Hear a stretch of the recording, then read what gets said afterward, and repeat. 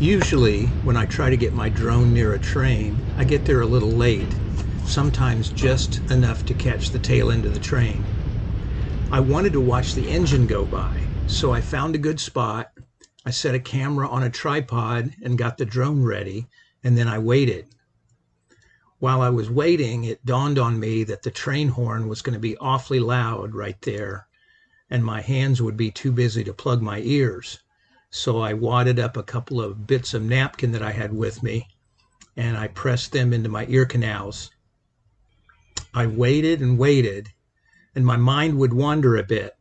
I noticed this gap where the two rails were joined, and I thought about how that led to many songs you might be familiar with. I'll make another video pretty soon to explain how trains inspired so much music. After waiting over an hour, I finally heard a train coming.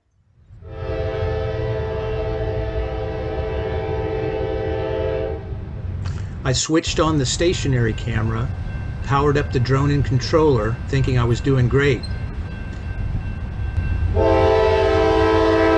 But the drone and controller wouldn't connect. I frantically pushed buttons and turned them off and on again as the engines roared past me.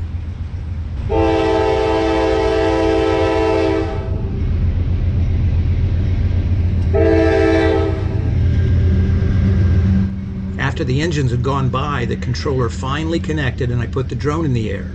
But it was behaving erratically, not responding well to the controller. I was starting to slowly bring it down when it started behaving correctly. The engines were now about a quarter mile away. I started to give chase, but then thought that if there was something in the engines that made the drone flaky, I didn't want to crash the drone even further from where I was standing. So I thought of a nearby spot I'd seen a few days before that I thought would make a good place to film a train going by with downtown in the background, and put the drone there. When reflecting on the flight problem, I wondered if there was some kind of drone blocking thing coming out of the train's engines. I've read that freight train companies have had problems with bad guys using drones in schemes to rob or sabotage train shipments. But more likely the interference might be EMF from the tremendous electrical currents in diesel locomotive engines. You see, the huge diesel engines drive massive generators, and electricity goes to electric motors that drive the wheels and move the train. So you can imagine that this is a tremendous amount of electrical current. Sometimes I catch myself in the middle of a thought like that and ask myself, why do I know that? I barely made it through high school and have no reason to know the workings of train engines.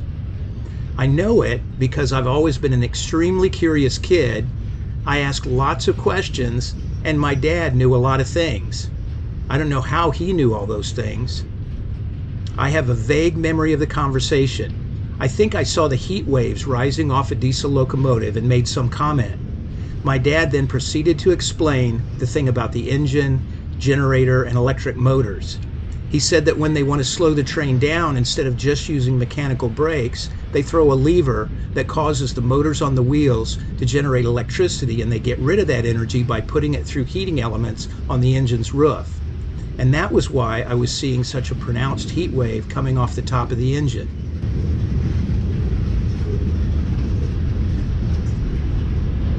Maybe I'll make another video explaining how something I learned about trains helped me do something that is almost impossible for human beings to do.